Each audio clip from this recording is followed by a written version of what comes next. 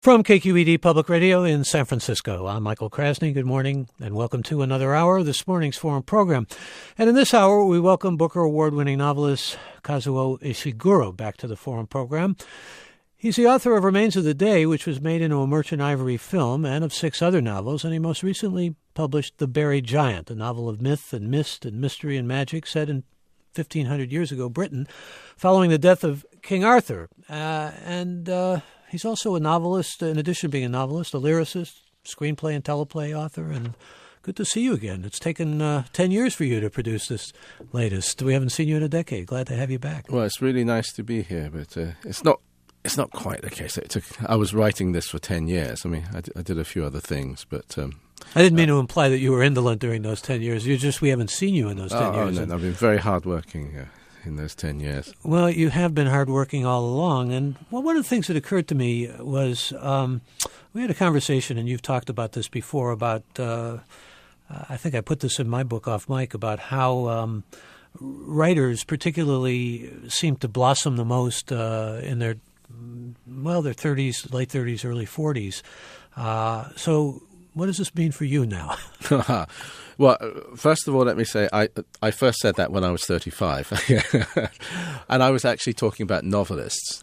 I think it's kind of different with poets or nonfiction writers or scholars, but there's something about the novel. It's a very funny kind of vehicle for expression. And it's just you can just do this yourself. I mean, just make a list of your favorite great classics and then find out how old the authors were when those books were written. It's surprisingly young. The ages are surprisingly young. And the reason I was saying this originally, and I didn't mean this to be something that we talked about all these years later, but it just seems to have caught people's attention. But the reason I was saying it originally is because... It catches the attention because it's true. I think that might be the case, and it alarms people as well, I suppose, But I don't want to distress anyone who's kind of in late middle age thinking of taking up writing. Great stuff's been written by older writers. I have to emphasize that, novelists, But I was trying to guard against the kind of complacency that can sometimes come over novelists in their 20s or 30s. They think they've got such a long time to write their masterpiece that they'll build up to it for when they're in their 50s and 60s. Right now, I'll do a bit of this, bit of that, and that's a dangerous attitude. And in a way, I think younger writers are encouraged to think that by an establishment that tends to kind of laud and give awards to authors when they're in their senior years. But it's often for work they did back then when they were young. So people like William Faulkner typically gets a Nobel Prize when in his 60s, but nobody reads anything that he wrote after about the age of 40. But the pattern is true in genre and many things, actually. War and Peace is written by a 37-year-old. You can list them one after another. I know. But you've taken a decidedly different turn. I mean, there was a point where you thought you might really spread your wings and go in a different direction, and you have with recent novels, and in some ways particularly with this novel. Now, I was hesitant to call it a fantasy because there was a little flap there, or I don't know, a kerfluffle with Ursula Le Guin, which I'm sure you're aware of, saying that you shouldn't be upset with this being categorized as a fantasy, implying that you were, but you're not. I'm not, no. And actually, to be fair to Ursula K. Le Guin, who I respect a lot, I mean, she said in her blog pretty soon afterwards that she had been too hasty in accusing me of this. But I think she was making a larger point that there is a kind of prejudice against the whole kind of contemporary fantasy scene. And I think in that she is correct. I think it's not something I thought about very much until I almost inadvertently kind of blundered into this kind of discussion or argument by writing a novel, which I didn't realize was a fantasy novel. But I mean, well, it does remind one of Tolkien. It reminds one of those kind of novels. Yeah, if people want to call it a fantasy novel, I'm absolutely happy with that. All I'm saying is that I didn't start off by saying I want to kind of venture into the fantasy genre. It's where I finished up. When I did everything I needed to do to make this story work, and I took all these ancient kind of tropes. I think there's enormous scope in fiction for using things like the supernatural, for using myth. I mean, these are things that we've used ever since we sat around a campfire. And well, we've got dragons and ogres, and I love the dragons and ogres in my books. I mean, I'm now kind of slightly upset that there has been a discussion about this, and definitely there is a kind of prejudice against ogres and dragons. I mean, I think Ursula K. Le Guin is right. There's a prevalent conservatism in certain parts of the literary establishment. Do you know the name Lev Grossman?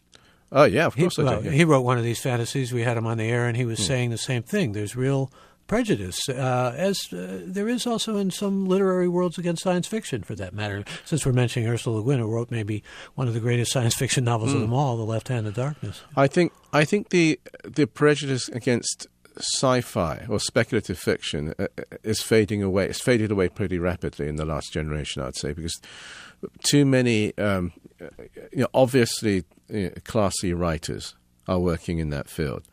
And so I think in the time I've been writing, the prejudice, if you like, against sci-fi has kind of evaporated. In English departments as well? Maybe that they're the last bastions, I don't know. But generally in terms, I'm talking about what people read. And I think with the younger generation of readers, and also probably the younger generation of writers, the prejudice against fantasy is going as well. But for some reason it lingers more, I think. And it's something to do with the idea that some people have that if you're reading about ogres and pixies, you're suffering from some kind of reading arrested development. You're stuck. You're back in the fairy tale world. Well, the feeling is that you got to a certain stage in your reading development, and you're stuck around 12 or 13, and you still read childish fiction. I think that's the thing that some readers, I think, are afraid of being accused of that. Because without doubt, I sense that apart from the genuine business of reading, which is about, I feel, exchange of ideas and emotions, I think there is this more spurious layer to reading culture. People like to be seen reading certain books, or they like to tell people they're reading certain books just for their profile in their circle. It's like wearing the right bag, or wearing the right suit or something. And I've always been against that use of literature, but literature has always had that kind of class or social strata dimension to it, which I've always disliked. And now that I have almost inadvertently stepped into this discussion about, is fantasy a good thing for mainstream literature or is it not? I sense some of that. I think people are slightly self-conscious about being seen reading a book with ogres in it, in case people accuse them of not being very advanced in their reading habits. And yet you could read Beowulf and get all kinds of props for doing so. Well, exactly. This is why it's full of contradictions. If you're sitting in the subway reading a copy of the Iliad or the Odyssey, people think, oh, that's a classy reader. But there is something attached to the contemporary SFF genre category. But I think we need to remember, I think genre is basically, in the way we're talking about it, they're marketing tools. They're not things that I believe lie deep in literary culture. They're things that are done after the fact by the publishing industry so that you can expedite the marketing of certain books to certain demographics. And so I'm all for what I believe is the current trend now, particularly amongst younger writers and readers, of just breaking down the boundaries, not just between the different genres, but between what's called popular fiction and what's called literary fiction. Let's focus on what we think are good books that we love and that move us, and let's recommend those to each other. Kazuo Ishiguro here in studio with us. His new book is called The Very Giant. As long as we're talking about marketing of books, I remember also a conversation we had a number of years ago when you spoke about the dichotomy between being alone as an author, creating and so forth, and then being out in the public like you are now and essentially being a salesman for your book or marketing your book. That's changed, you say? The world has changed in the 10 years since I last did a big book tour. Definitely, the world of books has changed. In the old days, well, I'm only talking about 10 years ago, but it was still by and large more like a kind of 19th century kind of selling model. You went to different towns. You assumed that they were kind of individual communities. you said things in one town and you assumed that nobody had heard what you'd said, 3 days before on the tour in another town. You were kind of hand selling, and there was a local media, local newspapers, local radio stations in each town. All of that has changed this time round.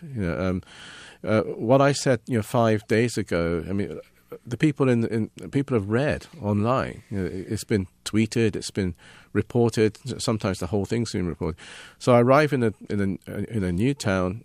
I'm addressing a bunch of people who've already heard what I said a few days along, and so I can't repeat myself, or at least I have to kind of build on that.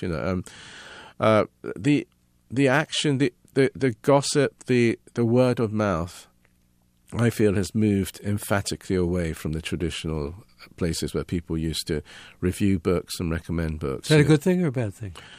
I don't know yet if it's a good thing or a bad thing. I think we're just in. All I can say is that I feel that we're in a state of flux. We're in a state of change. We're not quite sure where we go for curating and for reliable recommendation. But I mean, it's just a fact of life that for the many reasons that we know, the traditional media outlets are disappearing. I come into a city now. This is something like my 11th city in North America in the last 3 weeks. But a lot of the old newspapers and radio stations that just don't exist anymore. Certainly not like it was in San Francisco when you came here 19 years old as a hippie with a guitar and a rucksack. I mean, you actually have some pretty pleasant memories about that. Oh, that was one of the highlights. Yeah, I back in those days. Yeah, I was the kind of a classic hippie hitchhiker, and I had a guitar and a rucksack until I got to San Francisco. I was 1 month into a 3-month trip. Somebody stole your guitar. Exactly. Now, somebody if anybody stole my guitar. Now, I mentioned to Ish that my friend Pete Sears, who was with Jefferson Starship, had his guitar stolen in Germany years ago and then got it back from about 25 years it had been gone. So if anybody knows about this man's guitar or can locate it for him in San Francisco, please get in touch with us. In the meantime, I want to talk with you about your new novel and maybe have you read a little bit from it. But there's a lot in here about memory and about loss of memory. I mean, it starts with a couple, Axel and Beatrice, who are looking for really a lost son. It may not have been a son. The memories are unclear. And we're taken along this fantastical journey, Odyssey, really, and in many ways pilgrimage, and through a good deal of trauma, horror, but also pleasantries of one sort or another, fantasy, adventures, and so forth. It feels as if you want to say something really significant about the nature of memory and how it works or doesn't work and how it's tied to a kind of dream language again, yeah? Yeah, I mean, the big idea, if you like, running behind this what seems to be this love story come adventure story, is the question, when is it better to remember and when is it better to forget? And I think this is something that we struggle with, not just at the individual level, but at the societal level. And so the landscape that this couple cross, the nation, as it insofar as it is a nation, the Britain of that time, is asking itself that question. For some, there's been some kind of terrible trauma in that society a generation back. There's been civil war, terrible things have happened. But for now, an uneasy peace has been maintained, for a number of years, with the previously warring factions managing to intermingle and live peacefully together. But that, to some extent, depends on everyone forgetting what happened a generation before. And so, if you like, the premise of this story, or the high concept in the story, is that some mysterious mist has been spread over this land to force people to forget certain things.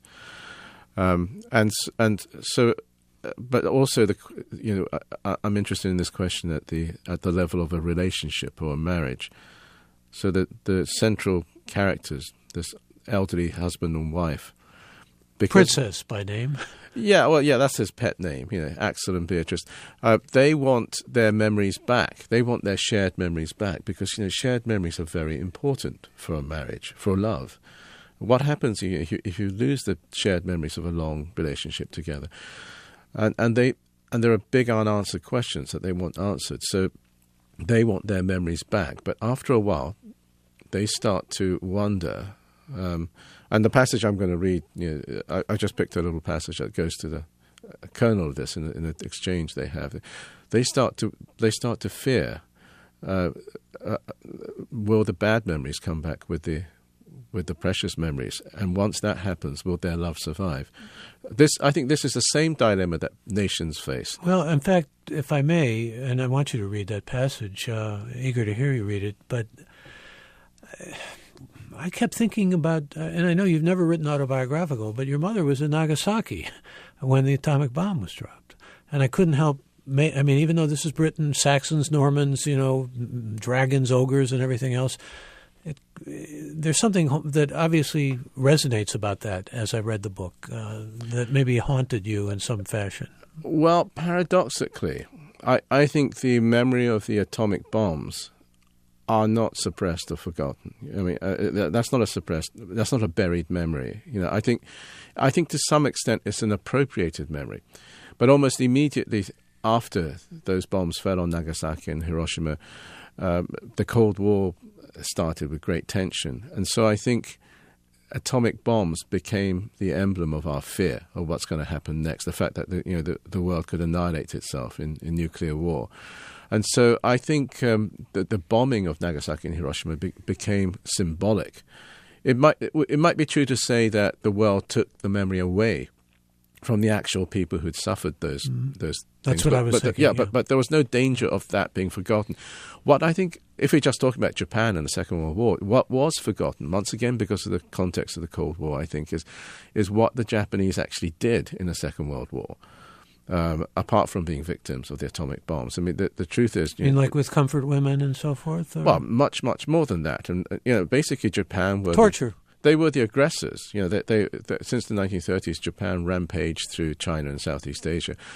But that, I think the West, because they needed Japan to rebuild quickly, become a strong, liberal, democratic, capitalist ally, in a part of the world dominated by communist China and the Soviet Union, I think the Japanese were encouraged to forget all the aggressive things that they had done. I don't think they even teach the rape of Nanking in Japanese school books to this day. So there's a mist over that memory. Exactly. That's a classic case of, I would say, a big buried giant in Japanese memory, and it causes a lot of tension now.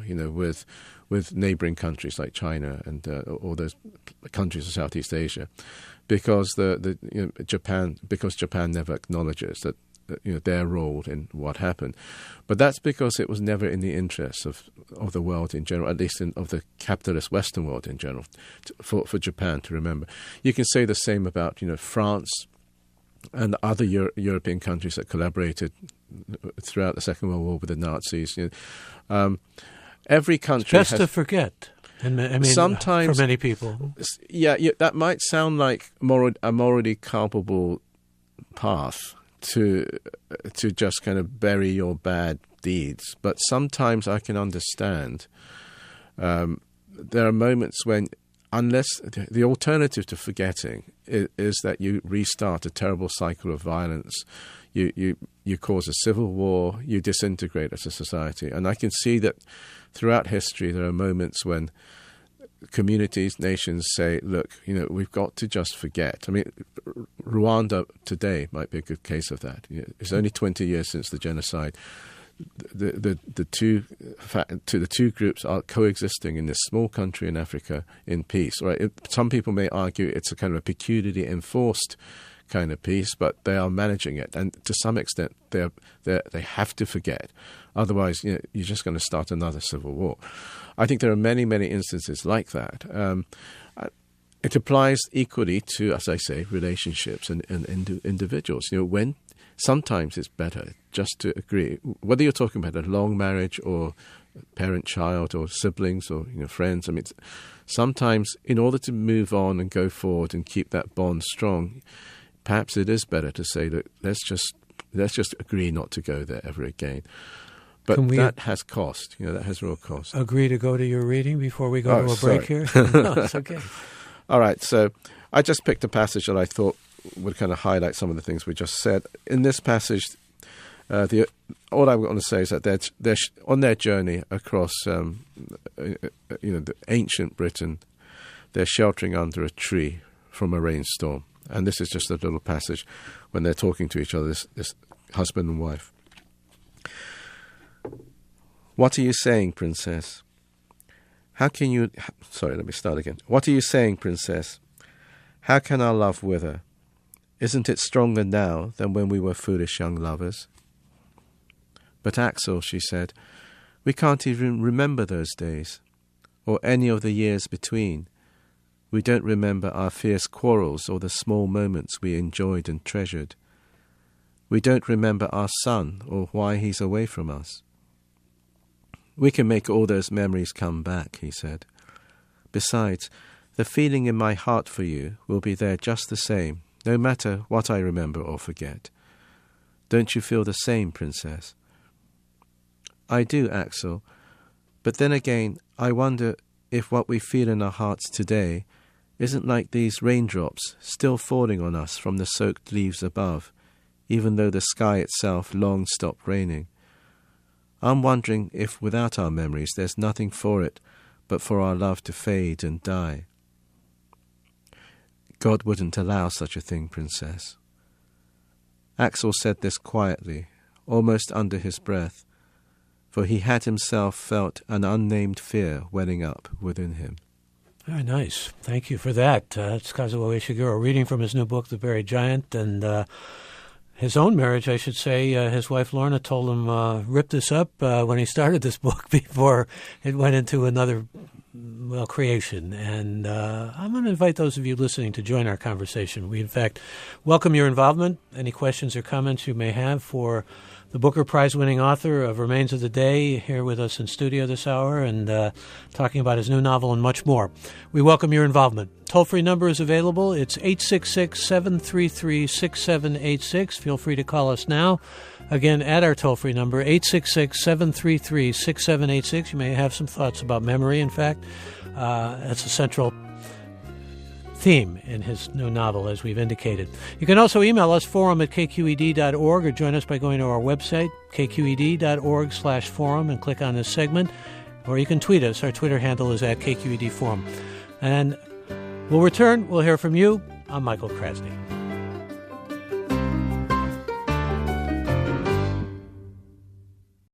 This is Forum. I'm Michael Krasny. Our guest this hour is Kazuo Ishiguro, who has ventured into dragon and night territory with his new novel, The Buried Giant, and who is here with us in studio. And we're talking about memory. We're talking about lots of things, including when novelists are at their height and the whole public role of novelists. And we'll be talking more about his novel, but we also would like you to join the conversation, and if you have some thoughts or questions or comments for him, you can join us now. Our toll-free number, again, is available to you. It's 866-733-6786, or you can email us, forum@kqed.org, or go right to our website, kqed.org/forum, and click on this segment, or tweet us. Our Twitter handle is @KQEDforum, and I should mention that Scott Rudin has the rights to this film, and this novel to be made into a film, and it has been getting certainly a lot of glowing reviews, although also I always wonder what writers feel about the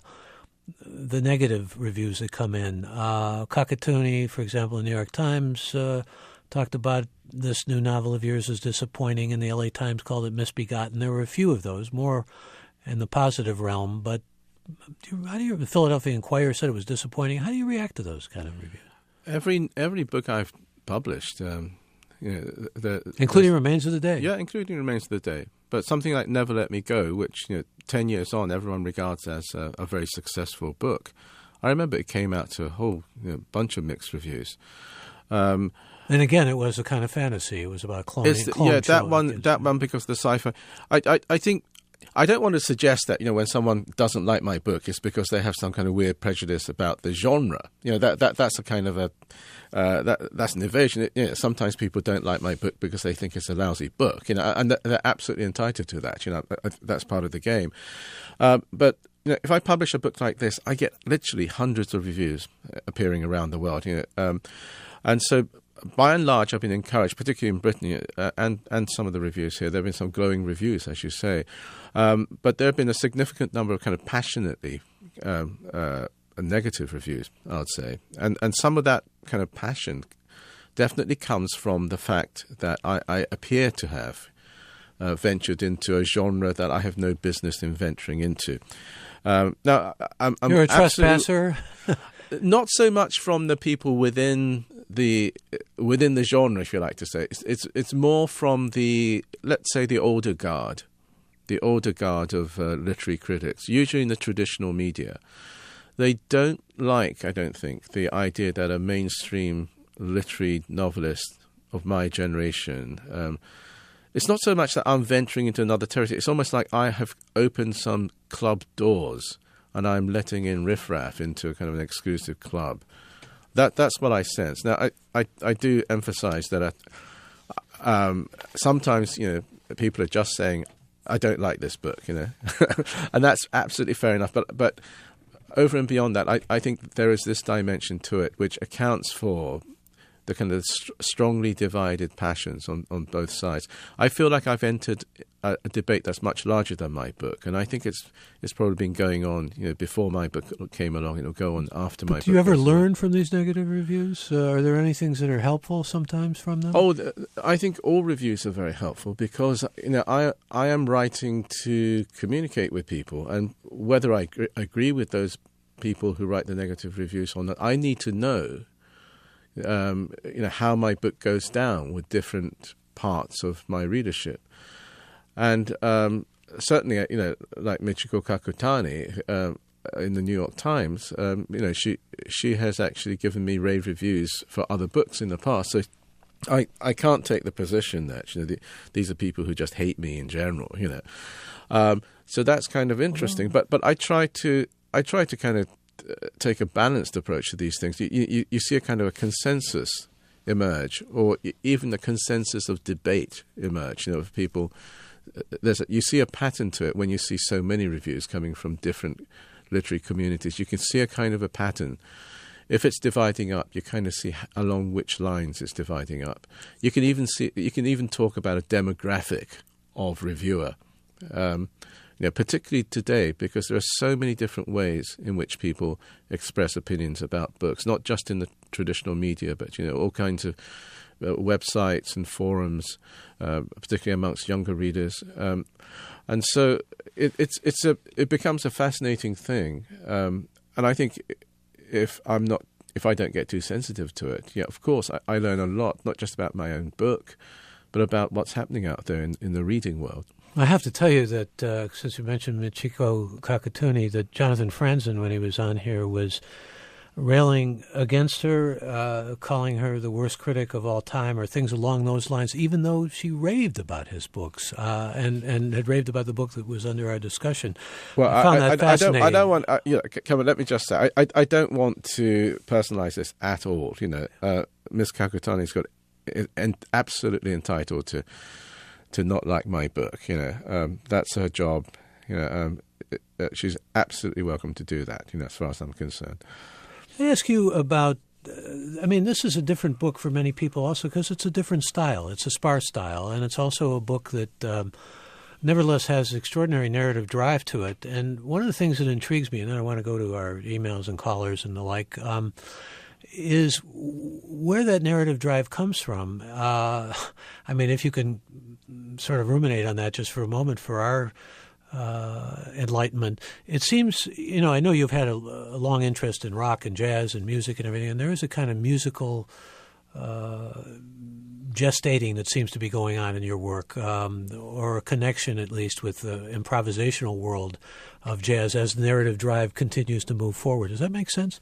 It kind of makes sense to me because I got into this whole creative thing not in the traditional way of writing short stories throughout my teens and stuff like that. I wrote songs when I was young. This is why I was carrying a guitar, and I had a guitar to lose here in San Francisco when I was 19. So hitchhiker. From the age of 15 to around well into my mid-20s, I was writing songs, and that's what I cared about the most.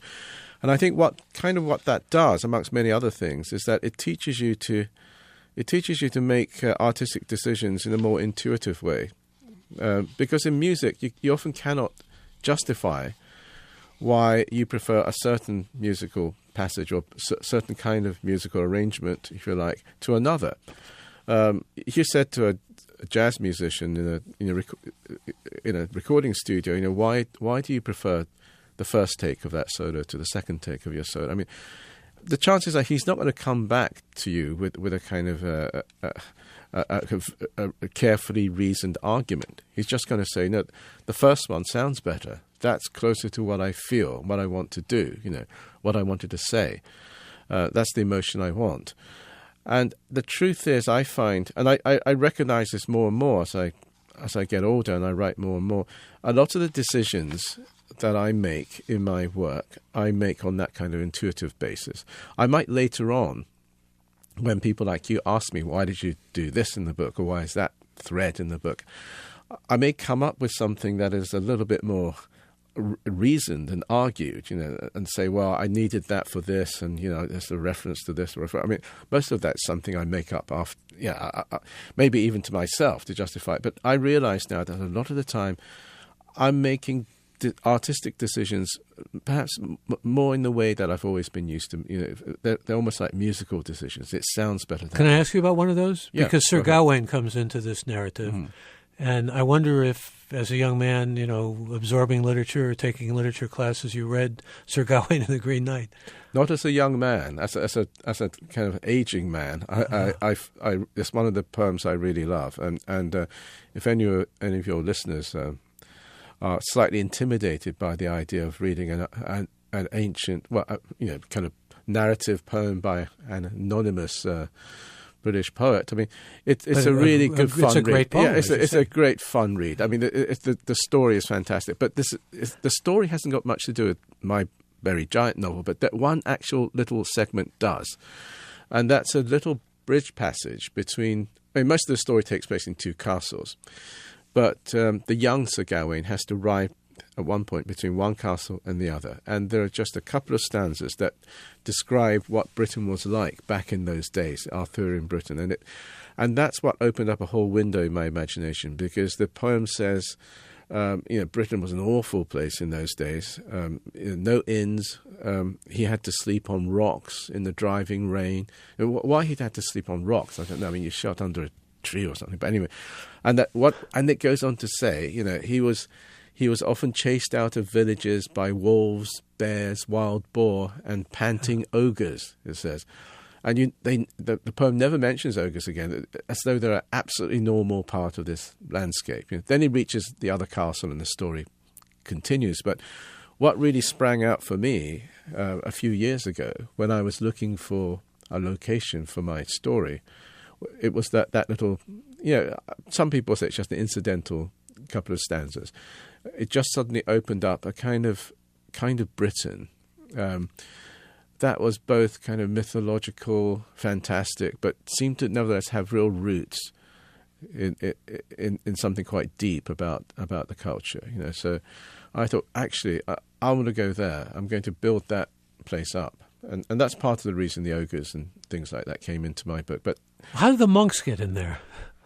The monks are in there because I think monks are a very important part of, that kind of ancient landscape. And that's where a lot of the intellectual thinking, conscious intellectual thinking happened. But there is a kind of a religious argument going through this book as well. These are not nice monks, though.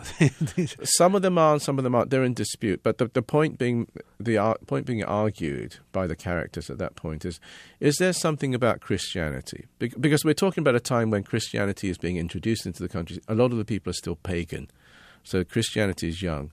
It's been introduced by the Romans, who then left in Britain.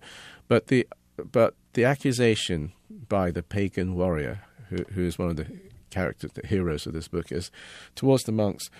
Isn't there something dubious, morally dubious, about a merciful God, an infinitely merciful God? He says, you Christians believe in this infinitely merciful God. Well, isn't that convenient? That seems to allow you to do all kinds of atrocious things that suit you, because you can do little pious acts and pray, and you know you'll be forgiven because you believe in a God who'll forgive you anything so long as you say sorry in the right kind of way. We pagans, we have hard and fast rules. You break the rules, you're punished by our gods. So what is this Christian God that will forgive you even genocide and atrocities? Let me bring a caller on here, and that's you, Eartha. Good morning. Good morning. Mr. Ishiguro, I'm a big fan. I just want to say that you're one of the few writers that if you write a book, I eagerly await your next one every time.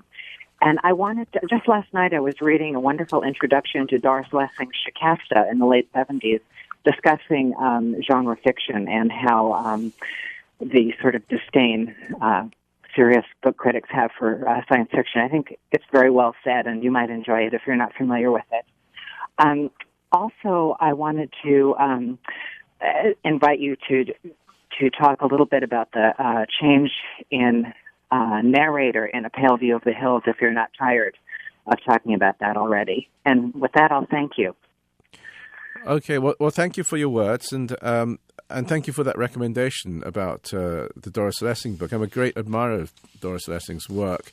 She was also a science fiction exactly. writer. I was just going to come on to that. Yeah. I think back in those days when she did it, I probably, being of the generation I am, I was a full subscriber to that kind of rather crusty prejudice against back in those days science fiction, and I think I didn't go there. I just thought, well, that's not for me.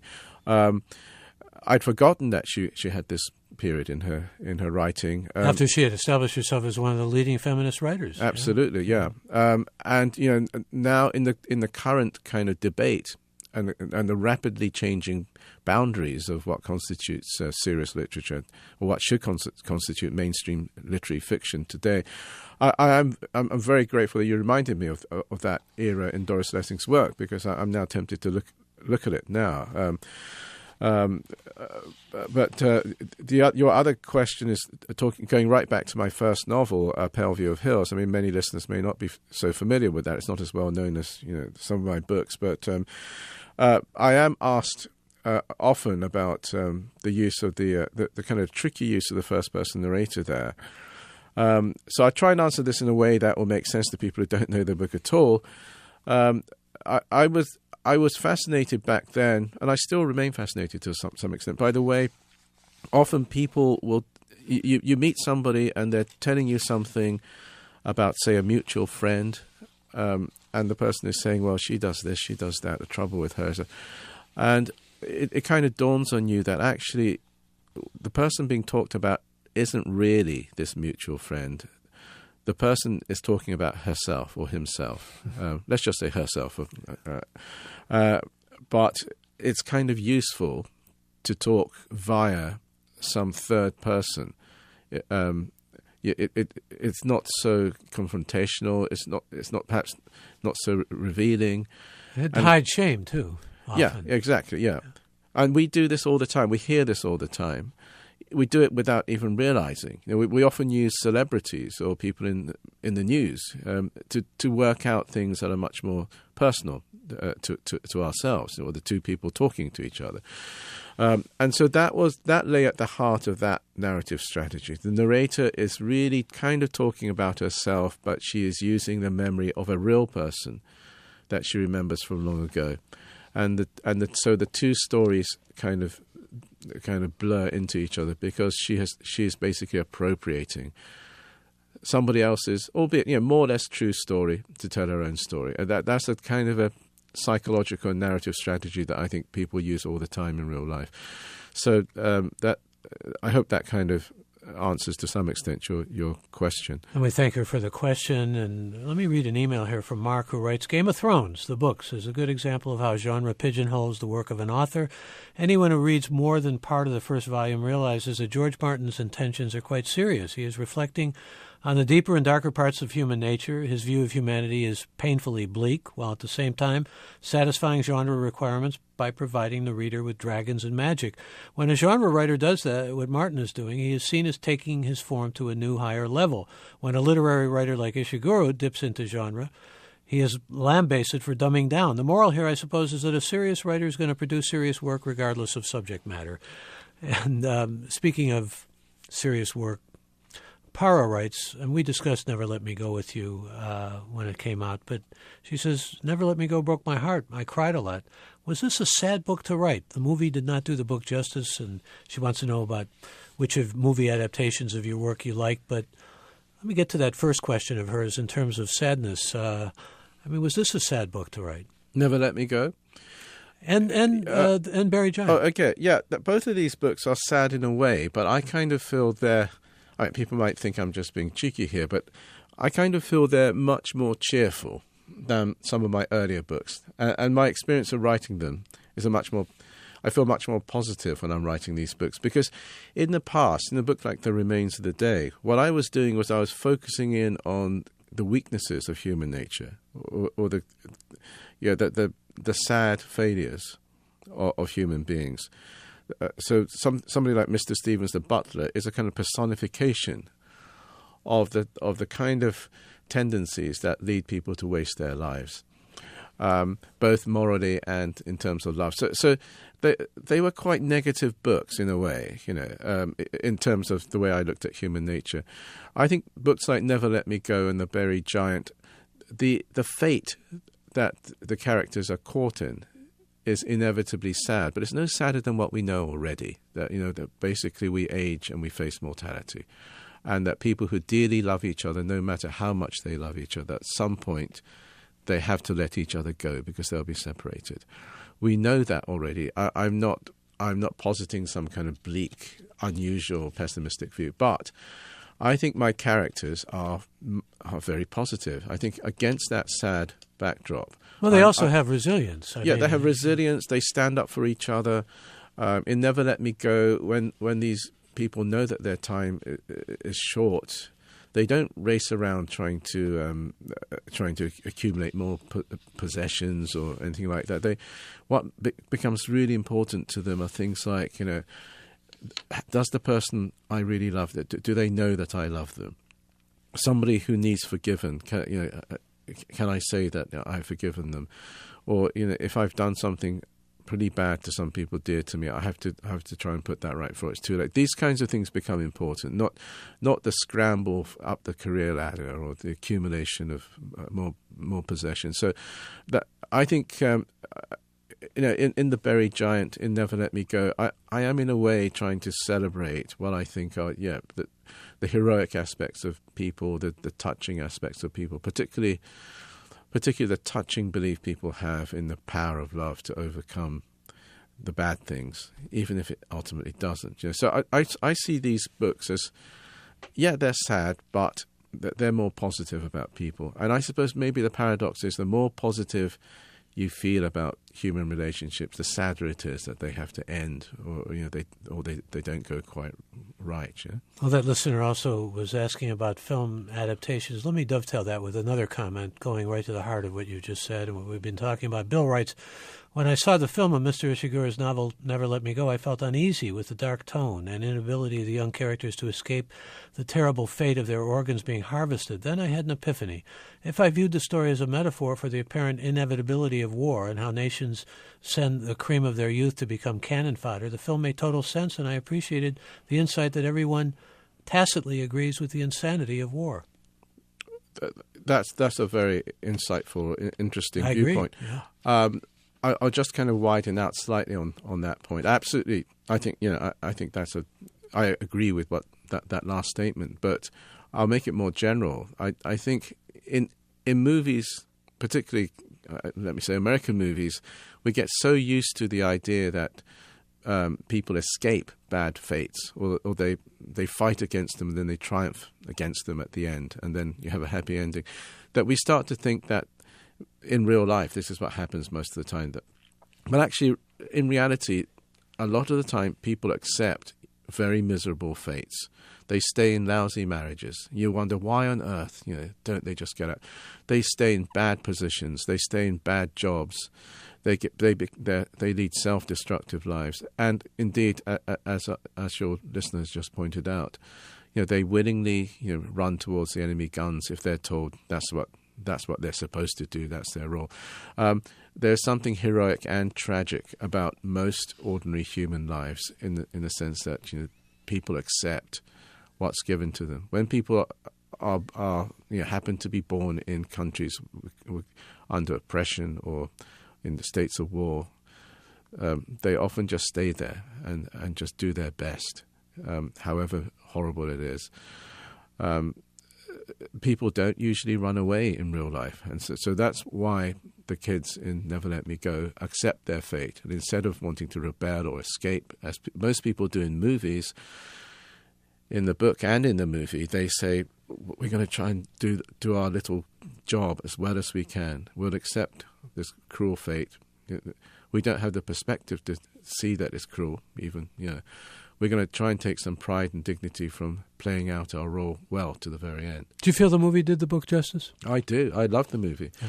But I have to say, I don't ever regard movies or books as in the way that I would regard, say, a translation into, say, French. I really do believe that movies have to have a life of their own. They have to have an artistic imprint of their own. I don't really like this kind of scrutiny of a film adaptation with the original book. Well, I know foolish. It's inevitable. In many ways, it's foolish because it's such a different genre. It's a very different genre. You're trying to do something else, but I can well understand it. I do it myself. When there's a book that I love, I find it difficult to watch the movie cleanly. But in a way, as a culture, I think that's something that we haven't learned to do. Even the most expert reviewers habitually review movies in terms of the source material. I think we've got to kind of develop a new way of looking at movies that are adapted from books, because so many of them are. But we've got to be able to see the movie as a movie and allow it some space so that we can understand what it's trying to do artistically in its own right. And we'll bring another caller on, and that's you, Christine. Good morning.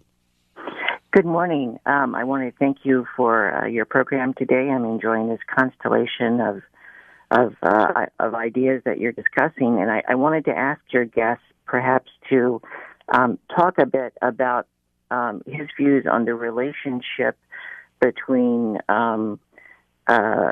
forgetfulness or forgetting and forgiveness, which is something that you were discussing a moment ago in relation to the monks in the story. And I'm curious, as someone who recently lost my mother to Alzheimer's related complications, that we as a culture are coming to appreciate the difference that between having our memories robbed of us and actively not remembering.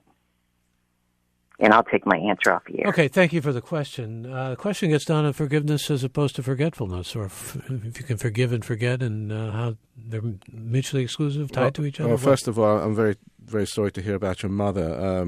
We, like many people, I've experienced also, not Alzheimer's itself, but I've experienced people dear to me going through that. And you couldn't help thinking about that in reading your novel about dementia and Alzheimer's. I I guess it's part of life now, partly because we're so successful at keeping people healthy and alive and into great old age. This is something many of us have to face, and I deeply sympathise with you about that. But to come on to the question about forgetting and forgiving in a slightly more abstract sense, away from our memories of our personal memories about these things, I think for one thing, I think they're quite distinct things. It's certainly possible to forgive without forgetting. In fact, you might actually say that if you've forgotten, you don't have the opportunity to forget. You've got to remember in order to forgive. And I think if you're talking about at the societal level, I think an example like South Africa after apartheid is a very good example, a positive example, I think, a very admirable example, where a society balanced that business about how much do we forgive, how much do we forget, how much is it better that we explore the atrocities that and give some kind of voice to the resentment and sense of injustice of the years of apartheid, but to how much do we actually try and just move on? I think there's a real balance was achieved between these things of forgetting and forgiving, and so that society has managed to move on without civil war and strife.